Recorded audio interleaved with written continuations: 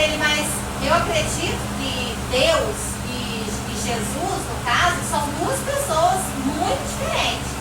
Eu falava, ou a Bíblia está mentindo, ou Jesus está mentindo. Porque ele falava que ele e o Pai eram um. Só que o Pai, no Velho Testamento, ele era dente por dente, olho por olho, com ferro que fizesse, era ferido. E já Jesus, no Novo Testamento, dizia que a gente tinha que amar o próximo, que a gente tinha que perdoar, se alguém te bater, você tinha que oferecer a outra. Eu falo, ou a Bíblia está mentindo, ou Jesus está mentindo. Porque ele e o Pai não é um. Eles são muito diferentes, eu falava. No Velho Testamento, ou seja, no Antigo Testamento, no Novo Testamento, aquele Deus que se apresentava, até então eu não sabia que era Baal, né? Não tem nada a ver com o Messias. Eu não estou dizendo aquele que se manifestava com a glória dele no tabernáculo, não. Eu estou dizendo do sonho de porque aquele que se apresentava no tabernáculo verdadeiramente era o Criador. Aquilo tudo era sombra, aquilo era para nós. Era sombra do Josué. E ele se apresentou também no templo de Salomão, porque a arca estava lá.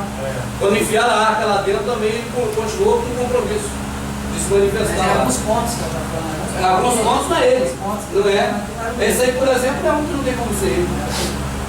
Vamos lá, os homens têm 50, vê que é difícil você conseguir. Agora Salomão falando do Deus das trevas, que o irmão citou agora há pouco, ó. E falou Salomão, o Senhor disse que habitaria nas trevas.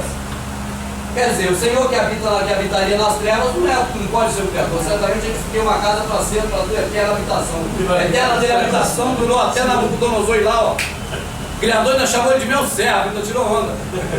Chamou Nabucodonosor de meu servo quando mandou destruir o templo. Vamos em frente. Ô Rubens, esse Senhor é tanto na língua hebraica como no grego e no latim diz respeito à divindade de Baal, né? De Baal. No hebraico, mas Senhor é Baal, né? No grego significa adoradores do sol, lá, filho de Roma, lá, né? Certo. E no latim é a besta, né? Certo. A besta, né? A voz do Criador Jeremias, disse Jeremias, eu estou dizendo do povo, ó, o Senhor, que é Senhor aqui, pode até botar minúsculo. Quando bota minúsculo assim, amado, eu fico desconfiado. Eu acho que esse aqui é o Yud-He Vav-He. Olha lá, esse aqui, ó. Esse aqui tem característica do Pai do Criador, olha lá. Porque ele está fazendo um tabernáculo que somos nós. Alguém vai fazer um tabernáculo falso, ele detona, olha lá. O Senhor, aí botou minúsculo, porque certamente é o Yud-He Vav-He. O Pai, vamos falar o Pai, o Pai do Salvador, enviou-me para profetizar contra este templo, contra esta cidade, tudo que vocês ouviram, Jeremias. O que eles ouviram a vida toda? Templo do Senhor é este, templo do Senhor é este, templo do Senhor é este. Nada nos sucederá de mal, porque o templo do Senhor é este. Vai embora. Palavra mentirosa. Agora a casa somos nós, vamos lá. Também os levarei ao meu santo monte, os alegrarei na minha casa de oração, e seus holocaustos, seus sacrifícios serão aceitos no meu altar, porque a minha casa será chamada casa de oração para todos os povos. Aí a casa aí, ó. Nós, oração é falar. Orar, a gente pensou que é só falar com o Pai. Orar, ou falando com o Pai ou com pessoas, é orar. Quando nós vamos pelo mundo e oramos, nós somos esta casa de oração, a casa da fala das coisas do Criador. Essa é a profecia que o Salvador falou lá atrás, que ele citou. A minha casa será chamada casa de oração. Vocês têm feito delas até hoje, março de 2013, casa de comércio. Utiliza o povo evangélico para poder gastar. Já reparou que é tudo gospel? Não pode ler literatura de outros, não é pecado, é só consumir gospel. Não pode ouvir música do Roberto Carlos de ninguém, é pecado, é só do J. Neto e do gospel. Então eles puxam esse povo todo, tudo para ele no cabresto, cara. É pior do que político, que puxa no cabresto. Embora eu sempre fui político, mas eu nunca puxei ninguém pro cabresto. O pessoal sempre botou em mim porque quis também. Também levarei ao seu santo monte e alegrei-me na minha casa de oração. Quando Isaías falou isso, era o Criador falando pela boca dele. É a promessa nossa. Levarei ao meu santo monte. Onde é o santo monte do Criador? Ele é aqui na terra? Ele é físico? É a eternidade, é a promessa. É a promessa da vida eterna. Vai lá. Os seus holocaustos, os seus sacrifícios serão aceitos no meu altar. Não é aquele sacrifício físico ou, vamos dizer, humano. É espiritual.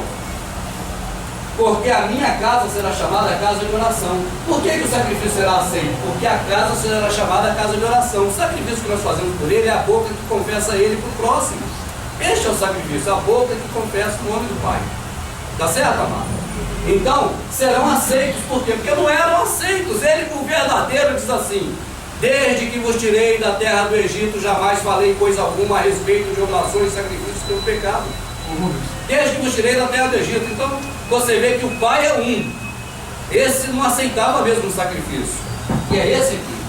Aquele outro que a gente vê falando com Moisés é muito estranho. Eu acho legal esse negócio de sacrifício é falar, às vezes, não parece ser assim, sacrifício falar.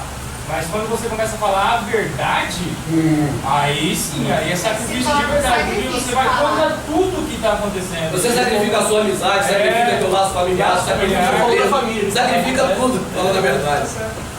Sacrifica a terra e não sacode. Sim.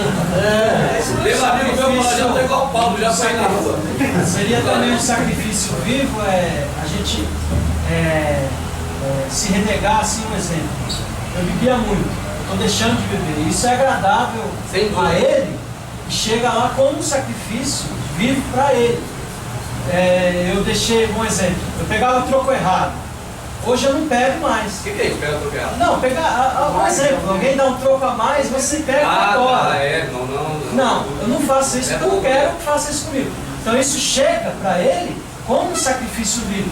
Eu usava droga, eu cheirava cocaína, parei, estou seguindo o caminho reto. Isso chega como um sacrifício a ele. Né? Agora você vê, a mente que compreende dessa forma, eu creio que é a mente que se fala, a mente de Cristo, né? Tá certo? Porque compreende a realidade do jeito que ela é. Mas no processo religioso as pessoas às vezes até se afastam de algumas coisas que faziam socialmente, mas se afastam porque eles botam um jugo pesadíssimo na pessoa, um sentimento de culpa terrível, e não pela liberdade, mas pela prisão da pessoa. É igual a prisão de bandido na rua, né? O cara é bandido, vai pra prisão pagar, igual lá. Isso é agradável a ele. Isso chega para ele, bem, você deixa de mentir, é agradável. Ele está vendo que está te dando. É isso aí, ser honesto nunca é nada demais, né, mano? Irmão, mais uma coisa aqui.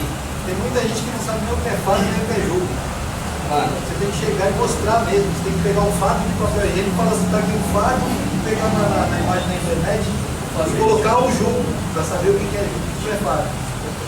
Tem muita gente que não sabe. O cavalo, do cavalo que bota. Você vai chegar também a parte do sacrifício falando, porque a gente começa a programar mesmo o nome verdadeiro, até lá em João 16 fala, né, que vão matar, vão falar que está fazendo serviço a Deus. Você vai programar o nome, você vai contra. Se você pregar Jesus hoje, todo mundo agora não gosta desse nome. Mas quando você traga o nome de algum, já dá aquele choque. Ele fala assim, ó, eu vim no nome do meu pai. O Pai salva, Yahushua. Vocês não me aceitaram. Outro vindo no seu próprio nome, Jesus, vocês aceitarão. Como é que se faz hoje? Eu aceito Jesus. É direitinho, amado, que está na Escritura. Nós é que não enxergamos pela contaminação. Entendeu? Eu vim no nome do meu pai. O Pai salve, Yahushua. Vocês não me aceitaram. Mas quando o outro vir no seu próprio nome, vocês aceitarão. Quantos estão aceitando Jesus todo dia, cara? O seu próprio nome, que não é o nome do Pai. Jesus é o nome de quê? Deus cavalo. Todo mundo adora ele. Né? Na tradução lá no hebreu. Então quer dizer, né? É terrível essas coisas. Vamos dar falando do jugo ali que é suave, aquela coisa que bota no animal, né? O jugo. E o fardo é o que o animal carrega. Irmão, é aquela passagem onde fala que Jesus é chamado Emanuel, que é Deus conosco. Ali mesmo fala que é Jesus, ele fala os dois, já viu? E por-lhe-ás o nome de Jesus, tal. Será chamado Emanuel. Na Bíblia a confusão é tão grande que como pode ter dois nomes? Jesus e Emanuel.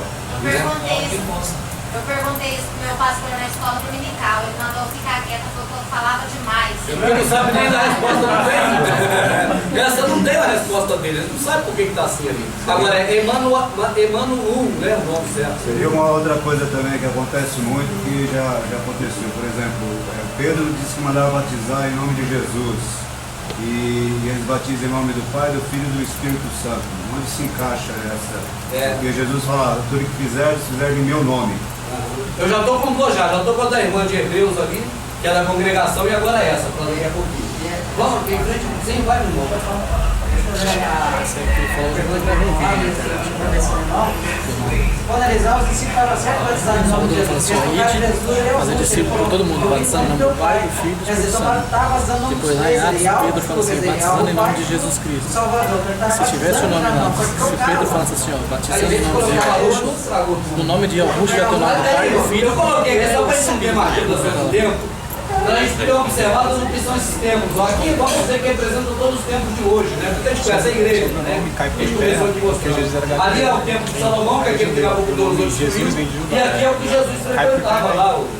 Jesus não, é o Salvador, é aqui esse aqui. Então quando fala que os campistas estavam no templo, por associar na mente nossa que igreja é isso, a gente pensa que eles estavam ali dentro.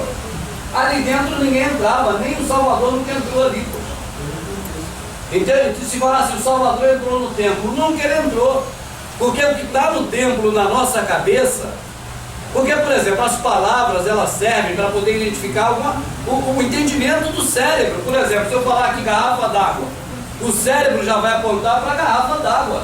Entende? Porque as palavras servem para poder orientar o cérebro para entender. Então, quando o nosso cérebro é orientado sobre igreja, a nossa imagem vai para isso aqui, ó, e não para nós. E quando a gente vê a igreja como templo e fala que Jesus estava no templo, a gente pensa que ele estava dentro de um lugar igual esse. Mas um lugar igual esse que tinha lá, ninguém entrava no ser levita. É mentira, Jesus nunca entrou ali. Agora, se nós tivermos a visão certa do que é o templo de Herodes, tá certo? Vamos falar, isso aqui é um botijão d'água. A garrafa d'água aqui dessa marca aqui, ó. Vamos falar. Se a gente for a ideia verdadeira de que ali está falando do templo de Herodes, então o templo de Herodes é esse, ó. Alguém sabia que isso é o templo de Herodes? Quem não sabia? Não sabia não? Então vamos lá. Quando Pompeu Grande invadiu Jerusalém, a invasão foi uma farsa. Pompeu Grande não invadiu, já estava tramado. Os judeus tramaram com os romanos para derrubar os levitas. Tem a imagem disso aqui na frente aqui. Aí o que acontece? Os levitas comandavam, porque tiraram da Bíblia protestante os macabeus. Quem conhece o livro de Macabeus? Já leu? Já viu que eram os levitas que comandavam? Tem uma Bíblia católica para mim ler. Então, mas você vai ler ainda Macabeus? Já li. Já leu? Já viu que quem comandava o templo e tudo eram os levitas? Tá certo ou tá errado? Eram os levitas. Então quando surgiu Roma no negócio, porque Roma conquistou o mundo, conquistar é bonito, né? O marido conquista a mulher. É bonito, mas lá conquistar lá era genocídio. Botaram esse nome bonito para iludir nós, genocídio. Então quando houve aquele genocídio coletivo, eles destruíram tudo e dominaram o mundo, então naquela época, houve acordo. Os judeus da tribo de Judá fez acordo com Roma, que Roma construísse um templo lindo e maravilhoso para eles fazer o que quisessem aqui, iludir o povo, roubar, expulsar, pegar a viúva pobre que deveria estar dando